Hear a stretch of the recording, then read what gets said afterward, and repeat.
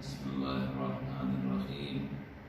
الحمد لله رب العالمين، والصلاة والسلام على أشرف الأنبياء والمرسلين. قال الله في شأنه: وما أرسلناك إلا رحمة للعالمين. نحن برب المشرقين والمغربين وجد الحسن والحسين المكي المدني القرشي الهاشمي المولانا أبي القاسم محمد. اللهم صل على محمد وآل محمد وآله الطيبين الطاهرين المعصومين المظلومين، ولعنة الله على أعدائهم وغاصبي حقوقهم وبندي فضائلهم وعظمتهم أجمعين. أما بعد، فقد قال الله تبارك وتعالى في كتابه المجيد وفرقانه الحميد وخطابه المتين، وهو أصدق الصادقين وقوله الحق.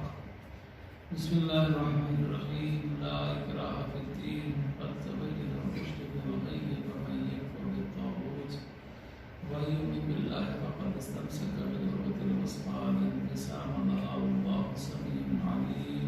صلوات محمد وآل محمد. اللهم صل على محمد وآل محمد. عزیزان محترم، پروردگار جو ہر چیز کے اوپر قادر ہے، اس کے ارادے کو کوئی بدل نہیں سکتا. وہ تمام طاقت، قدرت، پاور ہونے کے باوجود یہ اعلان کر رہا ہے کہ لا اکراہ فی الدین، دین میں کوئی زبردستی نہیں ہے.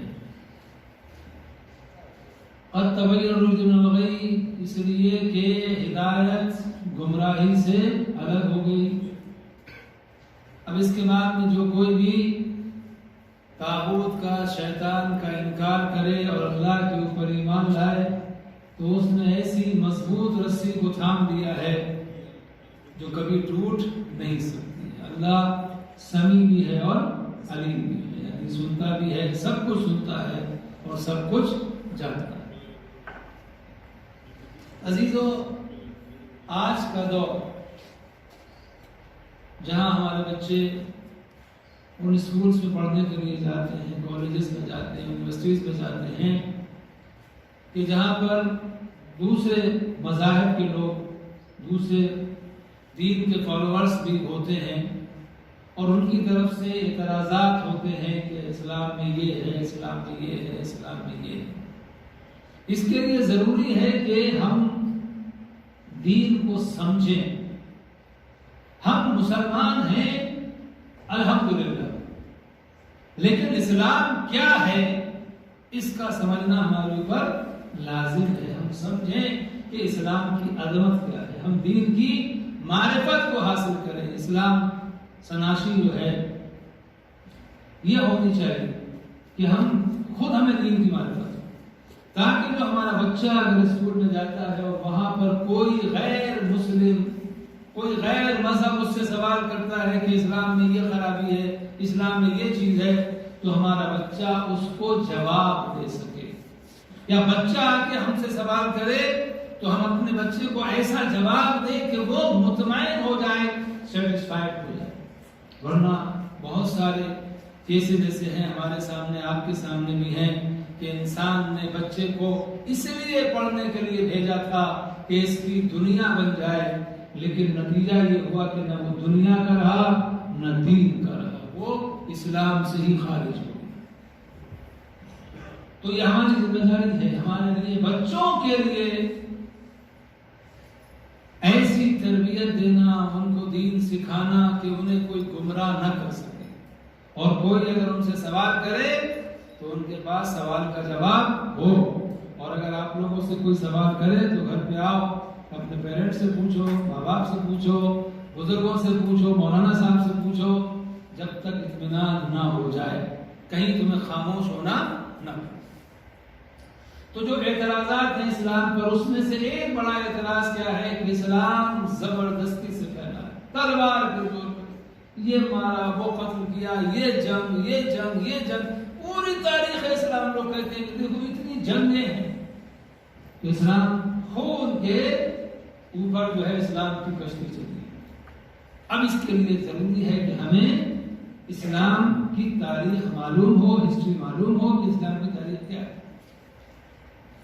نبی نے جو پہلا کلمہ بلند کیا مکے کے اندر وہ کیا تھا؟ قولوا لا الہ الا اللہ تفلحوا، کہو اللہ ایک ہے، اس کے علاوہ کوئی معبود نہیں ہے، تاکہ تم کامیاب ہو۔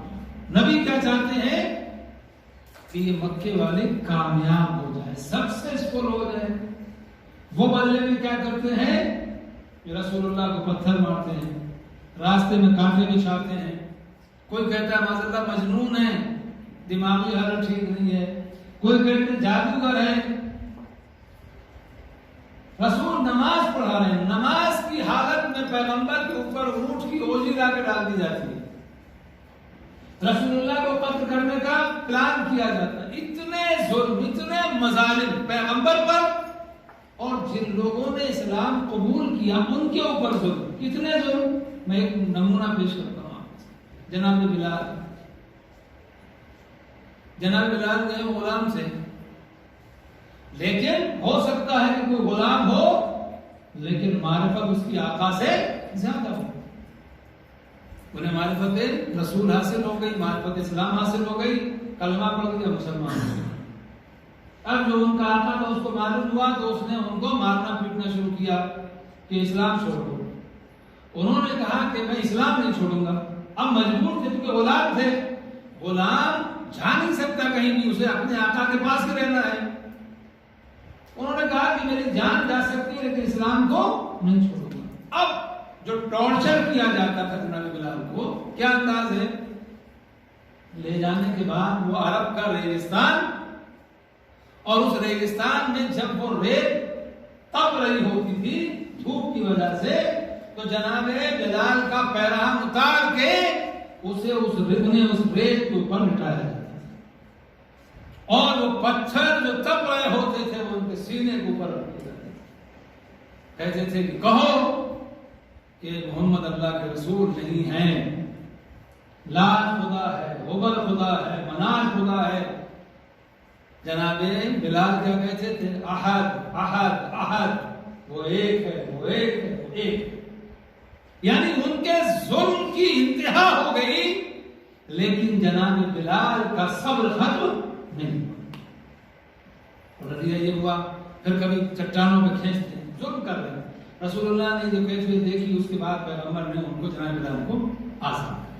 تو میں نے چھوٹا سا بہت شارٹ میں جو یہ خاکہ پیش کیا ہے کہ کتنے مظالم مکے والوں نے رسول اللہ پر کیا۔ اچھا اس کے بعد سنیے آپ، جو لوگ کلمہ پڑھ رہے تھے، پیغمبر کو اذیت پہنچانا، پتھر مار دیے، کانٹے بچھا دیے آسان ہے، لیکن چونکہ بنی ہاشم تھے تو انہیں اس طریقے سے تکلیف دینا ممکن نہیں تھا۔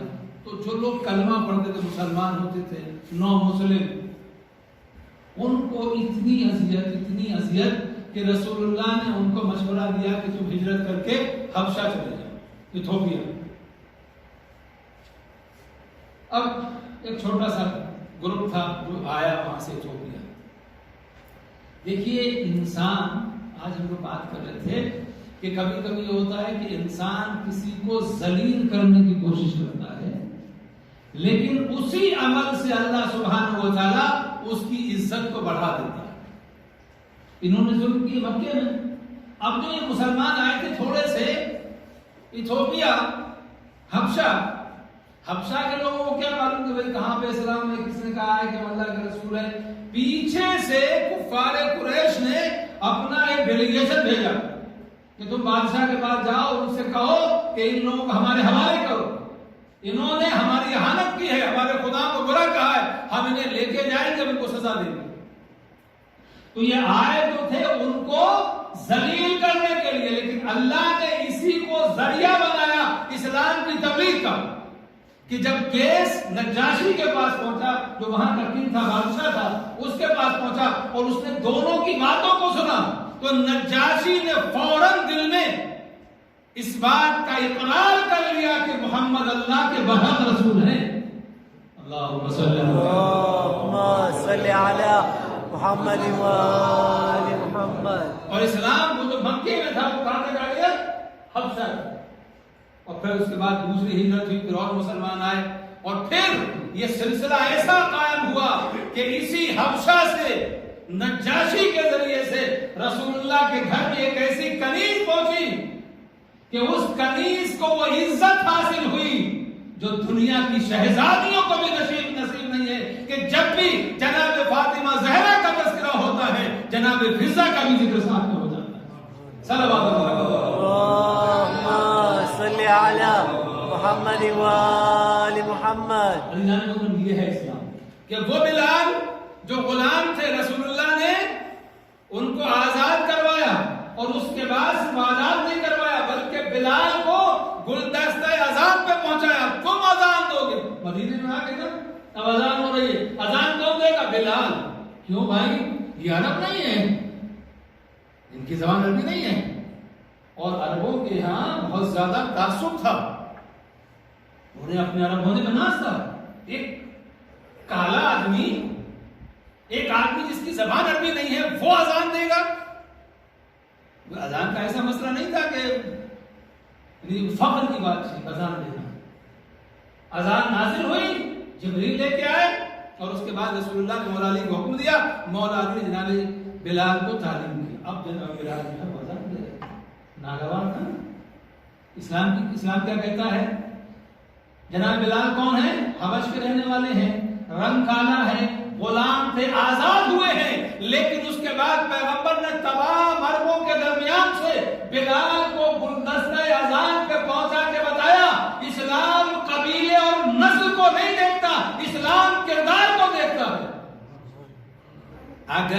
اگر کردار افضل ہو تو حبشہ کا رہنے والا بلال گلدستہ اذان پہ پہنچ جاتا ہے، اور اگر کردار اچھا نہ ہو تو پھر جو قریب میں بیٹھے ہوتے ہیں پیغمبر ان سے بھی کہتے ہیں کہ اٹھ جاؤ، چلے جاؤ میری بارگاہ سے۔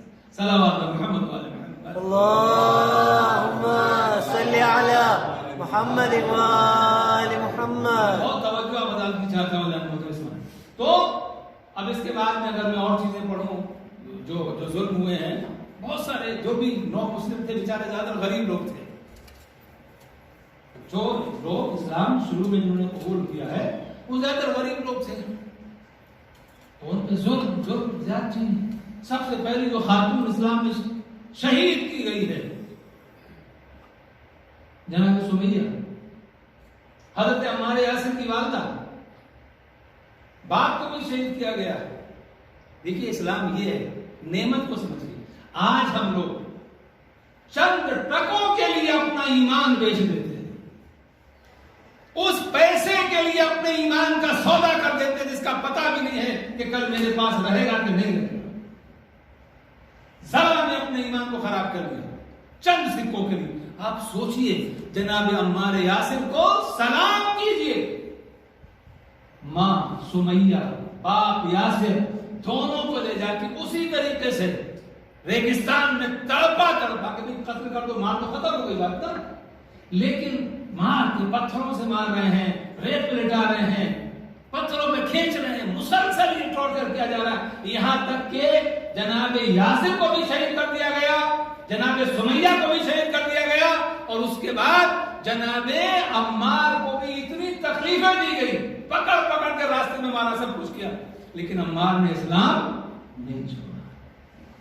عمار یہ بتا رہے ہیں کہ جو دین کو سمجھ لے اس کی نظر میں دنیا کی کوئی حیثیت نہیں ہوتی ہے، اس لیے کہ جو دنیا کو اپنی ٹھوکر میں رکھتا ہے دنیا خود آ کے اس کے قدموں میں جھک جاتی ہے، اور جو دنیا کو سلام کرتا ہے دنیا کبھی اس کے ہاتھ نہیں آتی۔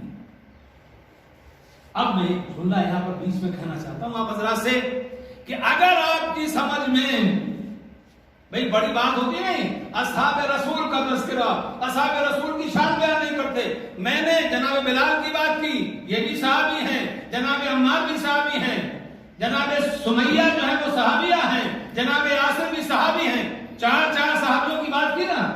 اگر عمار کا مقام اتنا بلند ہے کہ باپ کی قربانی دیکھی، ماں کی قربانی دیکھی، خود ظلم سہے، اس کے بعد بھی اسلام کو نہیں چھوڑا، تو اب سوچو کہ عمار کا مقام کیا ہوگا۔ لیکن میں آپ سے انصاف سے پوچھنا چاہتا ہوں کہ ہمارے بھائی لوگ ہیں نا، جو اصحاب سے بڑی محبت کا دعویٰ کرتے ہیں، کتنے پرسنٹ آپ نے ان میں عمار نام کے مسلمان دیکھے ہیں؟ میں یہ نہیں کر رہا ہوں کہ بالکل نہیں ہوں گے، لیکن کتنے آپ نے دیکھے ہیں کہ جن کا نام عمار ہو، اتنا بڑا صحابی جس کی ماں پہلی شہیدہ، جس کا باپ اسلام کے لیے شہید ہوا، جس نے اتنی قربانیاں دی، اس عمار کے نام پر اتنے نام نہیں رکھے جاتے، دوسروں کے نام پہ۔ وہ ابو سفیان جس نے اتنی جنگ رسول اللہ سے کی، اتنا ستایا، اس کے نام پر آپ کو اتنے ابو سفیان مل جائیں گے، لیکن عمار کا نام نہیں ملے گا۔ کیوں؟ عمار کا نام اس لیے نہیں ملے گا، عمار کی شان یہ تھی کہ جن کی زندگی میں رسول اللہ نے فرما دیا تھا کہ عمار کو گروہ باغی شہید کرے گا، عمار کو گروہ باغی شہید کرے گا۔ اور جناب عمار یاسر سے کا ذکر کیوں نہیں ہوتا ہے؟ کیونکہ عمار یاسر جنگ صفین میں مولا علی کے ساتھ تھے، اور مولا علی کی طرف سے وہ فوج کی کمان کو سنبھالے ہوئے تھے، لہذا عمار کا تذکرہ نہیں ہوتا۔ میرا سلام ہو اس عمار کے اوپر کہ جس کے ماں باپ رسول اللہ پر قربان ہو گئے اور بیٹا مولا علی پر قربان ہو گیا۔ صلوات محمد و آل محمد، اللہم صلی علی محمد و آل محمد۔ مجھے باتیں نکلتی نا تو بات میں بات نکل آتی ہے، تو میں جلدی سے جو بات عرض کرنا چاہ رہا ہوں، تو تصویر کیا ہے؟ ظلم کہاں سے ہو رہا ہے؟ مسلمانوں کی طرف سے نہیں ہو رہا ہے۔ یہ تو مار کھانے کے بعد بھی یہاں تو یہ ہوتا ہے، مسلمان رسول اللہ کے پاس جاتے، رسول اللہ کہیے، ہم نے بھی حکم دیا، ہم بھی کچھ کریں، پیغمبر کہتے صبر کرو جب تک اللہ کا حکم نہیں ہوگا۔ اور اس کے بعد میں کیا ہوا کہ جینا حرام کر دیا، اتنا پریشان کیا کہ پھر ہجرت کر کے لوگ جو ہے وہ مدینہ آ گئے۔ اب مدینے آ گئے، مدینے میں بھی چین نہیں ہے، وہاں بھی آ گئے فوج لے کے، جنگ بدر ہو گئی۔ بدر کے بعد امید یہ تھی کہ ہم زیادہ ہیں، توجہ ہے نا، فتح، کامیابی، سکسیس تعداد پر نہیں ملتی، کردار کے اوپر ملتی ہے، اللہ پر بھروسے پہ ملتی ہے۔ وہ 313 تھے، ان کے پاس 1000 تھے، اور سب جو تھے وہ سپاہی تھے، لڑنے والے 1000، اور یہ بیچارے 313، کسی کے پاس تلوار نہیں، خالی ڈنڈا لیے، کوئی خالی ہاتھ ہے، کسی کے پاس گھوڑا نہیں ہے، لیکن فتح کن کو ملی 313۔ الٹا ہو گیا، ہم نے تو سوچا تھا مسلمانوں کو ختم کر دیں گے مدینے سے، پھر بدلا لینا ہے، احد ہو گئی، وہاں پر بھی جنگ، فتح، پھر شکست، پھر مولا علی نے اس کو فتح میں تبدیل کر دیا۔ میرے ساتھ رہیے گا بچوں، دھیان سے سننا۔ تو اب یہ کیا ہے؟ یعنی مکے میں 6 مہینے لگ گیا، مدینے میں آ کے یہاں پر بھی حملے پہ حملے۔ اب وقت گزرتا رہا، وحد بھی ختم ہو گئی، اب رسول اللہ نے پلان کیا کہ چلو ہم لوگ چلتے ہیں خانہ کعبہ کے طواف کے لیے۔ وہاں گئے تو راستے میں روک لیا، فوج لے کے آ گئے، ہم نہیں گھسنے دیں گے مکے میں، بھائی خانہ کعبہ اللہ کا گھر ہے، تم اپنے حساب سے مانو، اپنے حساب سے نہیں جانے دیں گے۔ پیغمبر نے صلح کی، صلح حدیبیہ، واپس آ گئے، نہیں جائیں گے مکے میں۔ لیکن جب صلح کو توڑ دیا، جو کنڈیشن تھی ان کو قبول نہیں کیا، وعدے سے مکر گئے، اب رسول اللہ گئے، اور جانے کے بعد میں اب جب مکے میں پہنچے، اللہ سبحانہ و تعالیٰ نے مسلمانوں کی ہیبت مشرکین مکہ کے دلوں میں اس طریقے سے ڈال دی کہ ان میں مقابلے کی ہمت ہی نہیں۔ اب ظاہر سی بات ہے، آپ سوچئے کہ جو مسلمان اتنی مار کھا چکے ہوں، اتنے ظلم برداشت کر چکے ہوں، ان کے دل میں کتنا انتقام کا جذبہ، ریونج کا جذبہ کتنا ہوگا کہ ہم بدلہ لیں گے، تو آج موقع ملا ہے۔ اب جب وہاں پر ہو گیا تو سعد بن عبادہ جو ان کے ہاتھ میں اللہ، وہ کیا اعلان کر رہے ہیں؟ الیوم یوم الملحمہ، آج قتل و غارت گھڑی کر دیں، یعنی آج ہم چن چن کے بدلہ لیں گے۔ اب مکے میں پہنچ گئے، قبضہ ہوا۔ اب یہ جو آئے تھے کفار، کچھ تو پہلے سے سرنڈر ہو گئے، کچھ نے بعد میں آئے اور آنے کا، اور رسول اللہ کے سامنے کھڑے۔ بہت توجہ چاہتا ہوں، جلدی سے پڑھو۔ رسول اللہ کے سامنے آئے، کون ہے یہ؟ جنہوں نے ظلم کی تمام حدیں ختم کر دی ہیں، وہ سامنے کھڑے ہیں۔ رسول اللہ نے پوچھا مجھ سے کیا امید کرتے ہو؟ دیکھیے یہ ہے نبوت، یہ ہے اسلام، یہ ہے دین۔ اگر یہ دنیا کے سامنے پہنچے تو پھر کوئی نہیں کہہ سکتا اسلام تلوار کے زور پر نہیں۔ پیغمبر کہتے ہیں مجھ سے کیا امید ہے؟ کہا جو امید کسی کریم سے کی جا سکتی ہے کون؟ دشمن، جناب حمزہ کے قاتل بھی ہیں، دوسرے مسلمانوں کا قاتل، اتنا کا وہ امید جو ایک کریم سے کی جاتی، بھلے ہی ہم گناہگار ہیں، ہم نے آپ پر ظلم کیا، بہت ستایا ہے، لیکن آپ سے وہی امید ہے جو ایک کریم سے ہوتی ہے۔ پیغمبر نے کہا علم یا علی، تم اپنے ہاتھ میں علم لو اور کہو علیوم یوم المرحمہ، آج کا دن رحمت کا دن ہے، معاف کرنے کا دن۔ اور اس کے بعد مولا علی علیہ السلام نے اس کے بعد رسول اللہ نے جملہ کہا اذهبوا انتم الطلقاء، جاؤ میں نے تم سب کو آزاد کر دیا۔ اتنا خون بہا، کتنے لوگ قتل کر دیے گئے؟ نہیں، وہ ابو سفیان جو اتنا بڑا دشمن تھا جو اس کے گھر میں پکڑ لیا، اس کے لیے بھی پڑھا۔ تو رسول اللہ نے بتایا کہ سب سے بڑا ریونج کون سا ہوتا ہے؟ اگر تم نے دشمن کا سر قلم کر دیا تو دشمن کو قتل کرو گے، لیکن اگر دشمن کو معاف کر دیا تو دل اس کا ہوگا، دھڑکے گا تمہاری محبت میں، اور اس سے ہمیشہ اس بات کا احساس ہوگا کہ دیکھو میں نے ان کے ساتھ ایسا کیا تھا، انہوں نے میرے ساتھ ایسا کیا۔ یہ اسلام، یہ اسلامی تعلیمات ہیں۔ عزیزان محترم، اور اس کے بعد اب آپ آگے بڑھیے اور اسی تاریخ کو آگے بڑھائیے۔ جنگ صفین، امیر شام کا لشکر پہلے آ گیا۔ پہلا کام کیا جو آج کل بھی ہوتا ہے کہ اگر دو ملکوں میں جنگ ہو رہی ہے تو کوشش یہ کی جاتی ہے کہ جو ان کی سپلائی لائن ہے، جہاں سے کھانا وغیرہ ان کو آ رہا ہے، رسد پہنچ رہی ہے، اس کو کاٹ دو۔ جب ان کے پاس کھانا نہیں پہنچے گا خود بخود سرنڈر کر دیں گے، نہیں ہوتا ہے۔ یہ کہاں سے چلی ہے؟ یہ کون سی سیاست ہے؟ پہلا کام آگے کیا کیا کہ فرات تھی، فرات کے کنارے جنگ ہونا تھی، آ کے پہلے فرات پہ قبضہ کر لیا اور اعلان کیا کہ پانی سب پی سکتے ہیں لیکن علی اور علی کے لشکر کے لیے پانی حرام، پانی نہیں پیے۔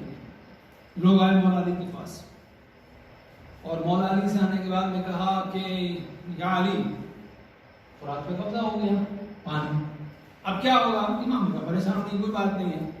امام حسین کو بھیجا، کسے بھیجا؟ امام حسین کو۔ کچھ لوگ اور ساتھ میں گئے، جا کے انہوں نے حملہ کیا، بھاگ گئے شامی، فرات پہ قبضہ ہو گیا۔ اب دیکھیے پاسا پلٹ گیا، تصویر بدل گئی، ان کا قبضہ تھا، انہوں نے کہا کہ سب کے لیے پانی ہے، علی اور علی کے لشکر کے لیے پانی نہیں ہے۔ ادھر مولا علی علیہ السلام نے جب قبضہ کر لیا، امام حسین نے قبضہ کر لیا فرات پر، اب فرات کس کے قبضے میں ہے؟ مولا علی علیہ السلام کے قبضے میں۔ جملہ سنیے گا اور محسوس کیجیے گا اور صلوات ضرور پڑھیے گا دل سے ان کی عظمت کے اوپر، میرے بیان پر نہیں، ان کی عظمت کے اوپر۔ تو قبضہ ہو گیا تو عمر آس نے معاویہ سے یہ کہا، معاویہ میں نے تجھ سے منع کیا تھا، تو نے دریا پہ قبضہ کر کے علی اور علی کے لشکر پہ پانی بند کر دیا، اب دریا ان کے قبضے میں ہے، اگر انہوں نے ہم پر پانی بند کر دیا تو ہمارا کیا ہوگا؟ معاویہ نے کہا علی کبھی کر ہی نہیں سکتے۔ کہا کیوں؟ تو نے کیا ہے؟ کہا علی اور ہے، ہم اور ہیں۔ صلوات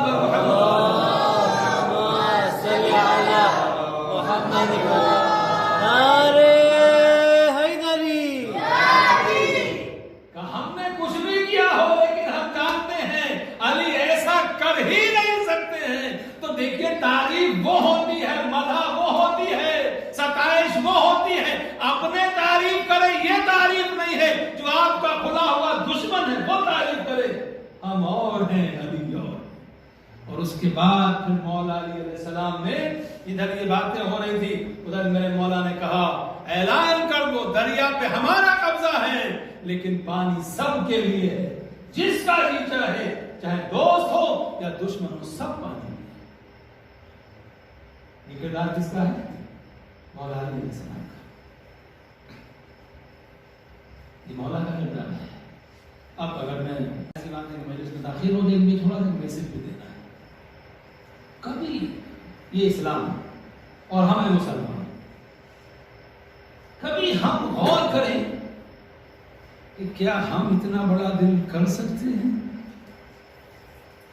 مولا نے کیا اس کے لیے جو مولا کو امام نہیں مانتا، خلیفہ نہیں مانتا، مولا کا دشمن ہے، جس نے بعد میں بھی دشمنی کا سلسلہ جاری رکھا، لیکن امام نے قبضہ کرنے کے بعد پانی ختم بھی کیا۔ کیا ہم اپنے بھائی کے لیے یہ عمل انجام دے سکتے ہیں؟ جیسے انہوں نے معاف کیا، ہم اپنے بھائی کو معاف کر سکتے ہیں؟ ہم یہ سوچ سکتے ہیں کہ بھائی چلو اس نے برائی کی ہے، یہ اس کا عمل ہے، جبکہ یہ جو ہمارا بھائی ہے یہ مولا علی کو بھی مانتا ہے، امام حسین کو بھی مانتا ہے، رسول اللہ کو بھی مانتا ہے، اللہ کو بھی مانتا ہے، قرآن کو بھی مانتا ہے، لیکن کیا ہم اس کے لیے کر سکتے؟ نہیں، ہم معاف نہیں کریں گے، کچھ بھی ہو ہم معاف نہیں کریں گے۔ اللہ اکبر۔ دیکھیے انسان کو اسلام میں ایک چیز ہے جسے کہتے ہیں حقوق، رائٹس۔ تو جو رائٹس ہوتے ہیں وہ صرف ایسا نہیں ہے کہ بیوی کا جو ہے وہ شوہر پہ حق ہے، اور شوہر کا بیوی پہ حق ہے، ماں باپ کا بچے پہ حق ہے، بچے کا ماں باپ پہ حق ہے۔ یہ حقوق جو ہے یہ بہت زیادہ ہے۔ پڑوسی کا حق، مومن کا حق، استاد کا حق، قرآن کا حق، بہت سارے حقوق ہیں، بہت سارے رائٹس ہیں۔ اب آپ مجھے بتائیے امام زین العابدین علیہ السلام صلی علی محمد وآل محمد، امام علیہ السلام کی ایک وہ کتاب ہے، اس کا نام ہے رسالۃ الحقوق، جس میں امام نے رائٹس بیان کیے کہ کس کا کیا حق ہے، سب تو مومن کا مومن پر حق۔ قرآن نے کہا انمل مومنون اخوہ، مومن آپس میں بھائی، جب میں نے بھائی کا مطلب یہ نہیں کہ صرف بھائی سگا، کوئی مومن جو بھائی ہے۔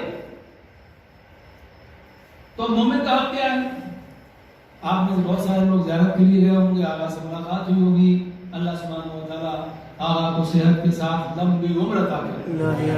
بڑے خوش نصیب ہیں، آپ یقین مانیے، خدا کی قسم ممبر سے کہہ رہا ہوں، ظاہر سی بات ہے کہ میری بات وہاں تو نہیں جا رہی، میں انہیں خوش کرنے کے لیے کہہ رہا ہوں یا مجھے کچھ بدلے ملنا ہے، لیکن بڑے خوش نصیب ہیں کہ ہم کو ایسا عالم، ایسا مرجع ملا کہ جس کے سامنے دنیا کی ساری سیاستیں فیل ہو گئی۔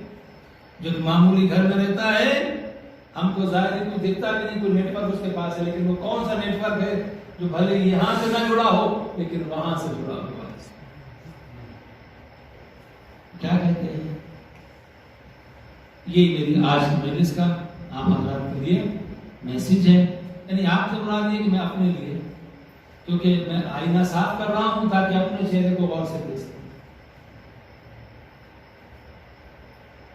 امام نے فرمایا، قرآن نے فرمایا، معصوم نے فرمایا، اور آپ آگے فرماتے ہیں۔ مومن کا مومن پر پہلا حق یہ ہے کہ دوسرے کے لیے وہی پسند کرو جو اپنے لیے پسند کرتے ہو۔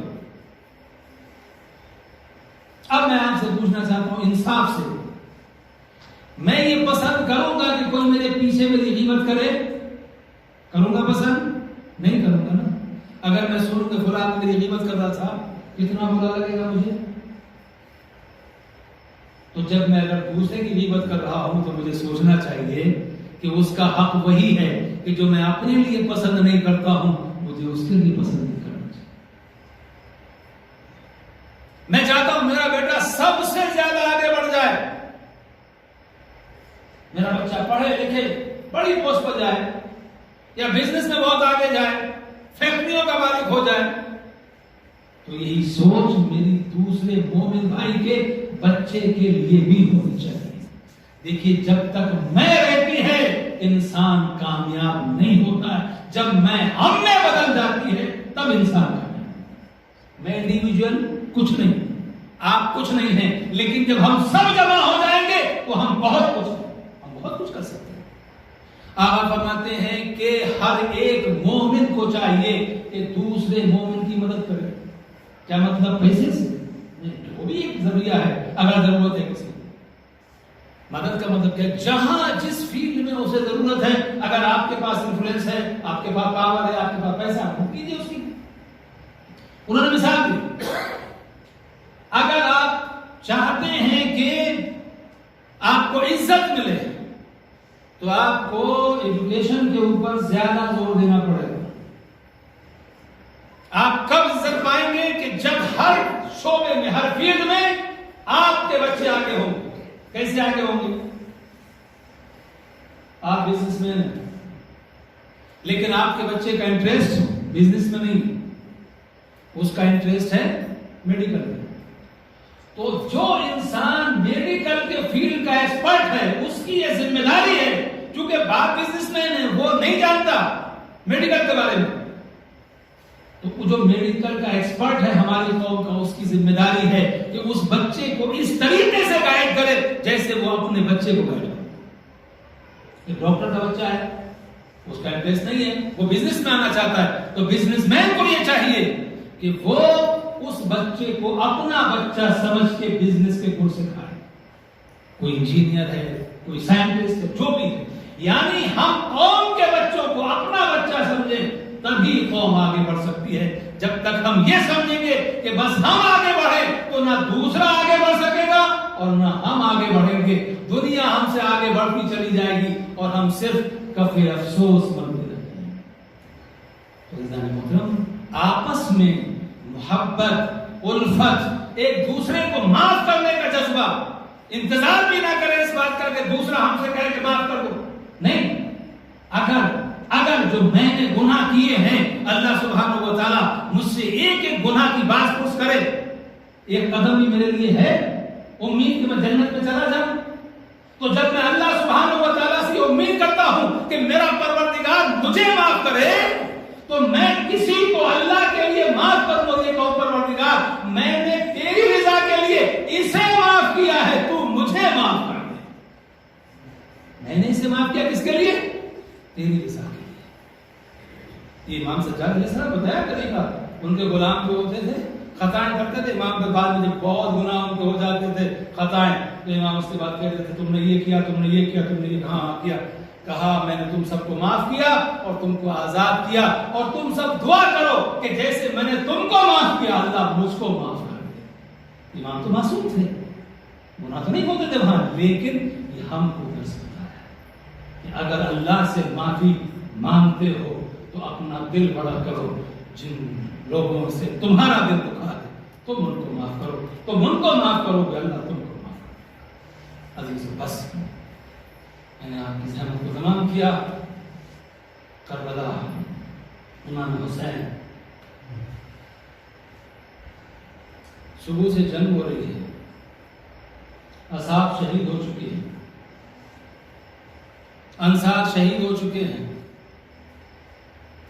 जिगर के टुकड़े शहीद हो चुके हैं। उस वक्त मेरा मौला हुसैन करबला के मैदान में खुतबा दे रहा है और मेरा मौला फरमा रहा है आ जाओ, मैं तुम्हें अब भी माफ कर दूंगा। बताओ मैंने तुम्हारा बिगाड़ा क्या है? तुमने मुझे बुलाया था तब मैं आया हूं, तुम क्यों मेरे कत्ल के ऊपर तुले हुए हो? तुम अपनी आखिरत को क्यों खराब कर रहे हो? अब भी मैं तुम्हें माफ करने को तैयार हूं, अब भी आ जाओ। है किसी में हिम्मत जिसका अकबर जैसा बेटा शहीद कर दिया गया हो, जिसका अब्बास जैसा भाई शहीद कर दिया गया हो, जिसका कासिम जैसा भतीजा शहीद कर दिया गया हो, जिसके ओन मोहम्मद जैसे भांजे शहीद कर दिए गए हो, जिसके हबीब जैसा दोस्त शहीद कर दिया गया हो, जिसके बच्चे प्यास से खेमे में तड़प रहे हो, वो ये से कहे कि आ जाओ अब भी मैं तुम्हें माफ कर दूंगा। अज़ादारों, इमाम हुसैन दुनिया को बता रहे थे कि देखो हुसैनी रास्ता ये है कि दरवाजे बंद मत करो, दरवाजे खुले रखो, चला आए, दरवाजे खुले रहे। आजादारो यशरा जनाब ज़ैनब के नाम पर है ना, हश्र ज़ैनबिया। हमारा सलाम उस बीवी के ऊपर कि जिसने हुसैन की कुर्बानी को बचा लिया। हमारा सलाम उस बीवी के ऊपर जिसने अब्बास की वफा को बचा लिया। हमारा सलाम उस बीवी के ऊपर जिसने असगर की कुर्बानी को बचा लिया। अल्लाह अकबर। आप सुनेंगे, अल्लाह सुनिएगा। हाँ, जिसका हुसैन जैसा भाई शहीद किया गया हो, वो ज़ैनब, जिसके लिए रवायत में मिलता है कि जब जनाब फिज़्ज़ा ने आके खबर दी थी और कहा कि शहजादी गजब हो गया, शहजादी गजब हो गया, जनाब ज़ैनब फरमाती अब कौन सा गजब बाकी है, मेरा माजाया कत्ल कर दिया गया, हुसैन की शहादत से बड़ा गजब और क्या होगा। इतना सुनना था कि एक मर्तबा जनाब फिज़्ज़ा कहती है शहजादी घोड़ों की नालबंदी की जा रही है, आका हुसैन के लाशे को पामाल किया जाएगा।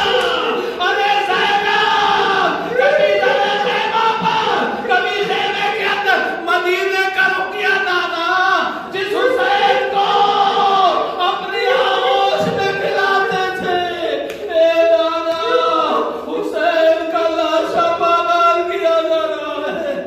ए आजादारो, जब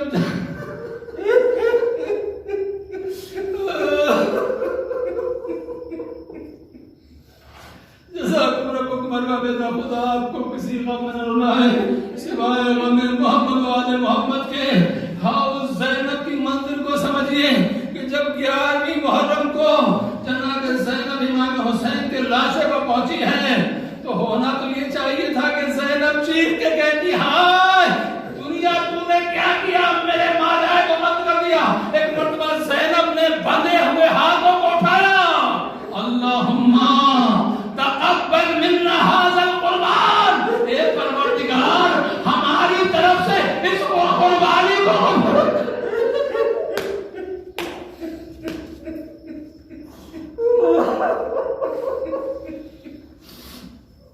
ए मेरे बाबूद, हमारी तरफ से इस कुर्बानी को, मेरे भाई की कुर्बानी को कबूल कर ले। अज़ादारों, उसके बाद अब जब ज़ैनब लाशे इमाम पर पहुंची, क्या देखा जिस्म पर इतने जख्म लगे हुए हैं, सर बदन से जुदा हो चुका है, लिबास लूट लिया गया है। एक मर्तबा जनाब ज़ैनब कहती अंता अखी, क्या तू मेरा भाई, क्या तू मेरा भाई है। ये अज़ादारों, तारीख में नहीं लिखा। ज़ैनब क्यों पूछ रही है? ज़ैनब इसलिए पूछ रही है भैया मेरा भाई तो वो था जो रसूल की दोस्त पर सवार होता था, मेरा भाई तो वो था जिससे अम्मा ने नाज़ों से पाला था, क्या तू है मेरा भाई है। तारीख में बस इतना ही जुमला है कि जनाब ज़ैनब ने कहा कि क्या तू मेरा भाई है। अजब नहीं, लाशे हुसैन से आवाज आई हो अंते उख्ती, क्या तू मेरी बहन ज़ैनब है। ए ज़ैनब, तेरे हाथों में रस्म बंधी हुई है, तेरी चादर छीन ली गई है। ए मेरी बहन, तुझ पर कौन सी मुसीबत आई।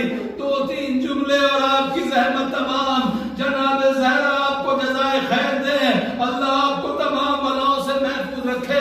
लुटा हुआ काफिला जा रहा था। एक मर्तबा इमाम सज्जाद अलैहिस्सलाम, जिनके हाथों में हथकड़ियां थी, पांव में बेड़ियां थी, धूप थी, तपते हुए सहरा में सोने देता हूं। आले मोहम्मद पर क्या मजालिम हुए हैं। जब कहीं पर काफिला ठहरता था, मंजिल होती थी, तो दुश्मनों के लिए खेमे लगाए जाते थे और अली की बेटी जलती हुई खाक पर बैठी होती थी। एक मर्तबा इमाम सज्जाद अलैहिस्सलाम के जो हाथों में हथकड़ियां थी, लोहा इतना गर्म हो गया कि इमाम अलैहिस्सलाम से उस लोहे की गर्मी को बर्दाश्त नहीं हो रही थी।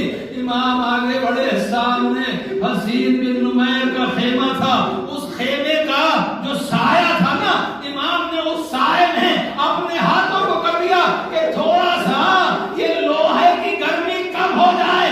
अरे जैसे ही हथकड़ियों बेड़ियों की आवाज सुनी, हसीन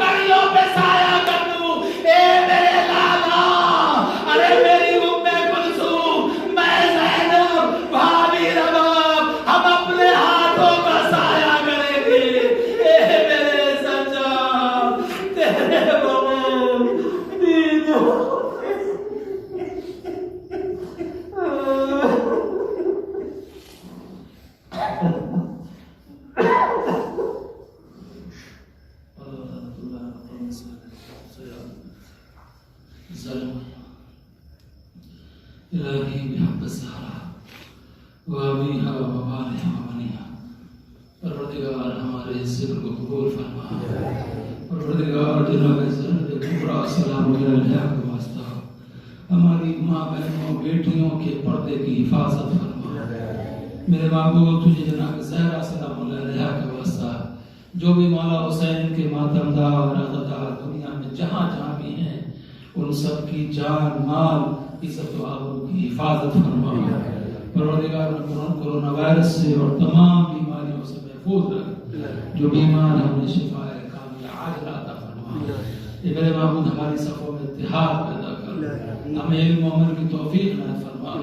ہمارے مرحومین کی مغفرت فرما.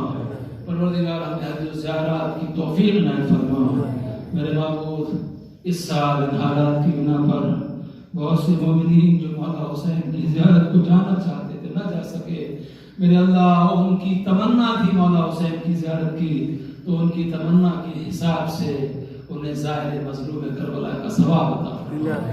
اے میرے معبود اس جماعت کو دنیا میں جہاں جہاں مومنین ہیں سب کو شاد و آباد رکھ. میرے معبود ہمارے امام کے ظہور میں تعجیل فرما اور ہمیں امام علیہ السلام کے اور انصار میں شمار کر. آمین رب العالمین بحق محمد.